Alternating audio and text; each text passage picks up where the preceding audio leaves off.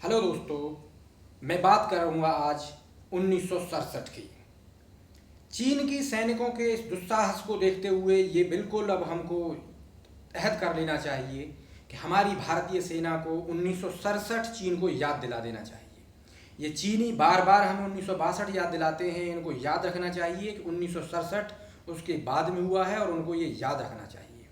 जी हाँ दोस्तों, मैं आपको बताने जा रहा हूँ कि 1967 में हमारे भारतीय सैनिकों ने मात्र 4 दिन में 400 चीनी सैनिकों को मौत के घाट उतार दिया था और चीनी सेना को पीठ दिखा करके भागने पर मजबूर कर दिया था। दोस्तों, ये बात है 11 सितंबर 1900 की, जब ये नाथुला सेक्टर की बात है। नाथुला सेक्टर करीब 14,000 फीट की हाइट पर है सी लेवल से। ये सिक्किम के पास, सिक्किम और चीन की सीमा पर पड़ता है। उस वक्त सिक्किम चीन का हिस्सा नहीं हुआ करता था, लेकिन सिक्किम की जो प्रोटेक्शन है भारतीय सेना करती थी। चीन ये चाहता था उस वक्त भी कि कैसे भी सिक्किम पर कब्जा कर लिया जाए और सिक्किम पर कब्जा करके जो वेस्ट बंगाल और जो हमारी अदर जो स्टेट्स हैं इनको भारत से कट कर दिया जाए। लेकिन वहाँ पर भारतीय सेना पेट्रोलिंग करती थी।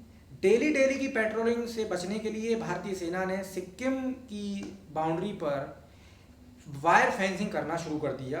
11 सितंबर को इस चीनी सेना ने इसी तरीके से धोखे से भारतीय सैनिकों पर गोलीबारी चालू कर दी और करीब 70 भारतीय सैनिकों को शहीद कर दिया।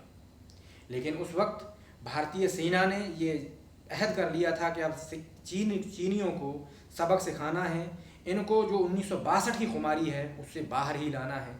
भारतीय सेना ने 13 सितंबर 1967 को चीनी सेना पर अटैक किया। अटैक दोस्तों इतना भयंकर था कि चीनी सैनिकों को समझ नहीं आया क्या करें, और मात्र 4 दिन की लड़ाई में 400 चीनी सैनिकों को मौत के घाट उतार दिया। उनको बुरी तरह से कुत्तों की मौत मारा और मजबूर ये कर दिया कि चीनी सैनिक भागने पर मजबूर हो गए, कुत्तों की तरह से दुम दबा करके, और चीनी सेना को सीज फायर करने के लिए मजबूर होना पड़ा। उस दिन को हमें याद करना चाहिए और चीनी सैनिकों को, चीनी सेना को और चीनियों को ये याद दिला देना चाहिए कि हम सिर्फ सामान का बाइकआउट करके तुम्हें सबक नहीं सिखा सकते, हम तुम्हें लड़ करके भी सबक सिखा सकते हैं। हमारी सेना सक्षम है तुम्हें सबक सिखाने में।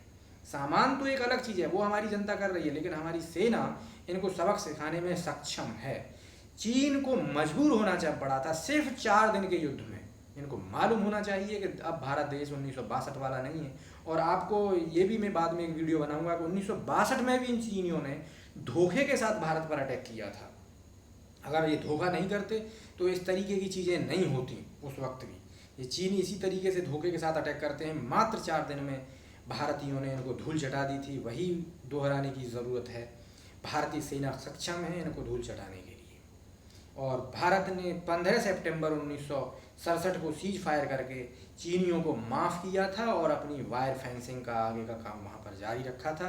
और आप देखते हैं कि उसके बाद फिर सिक्किम भारत में मिल गया और सिक्किम आज भारत का अभिन्न अंग है। तो हमको याद रखना चाहिए कि इन चीनियों को 1962 नहीं 1967 याद दिलाना चाहिए। धन्यवाद।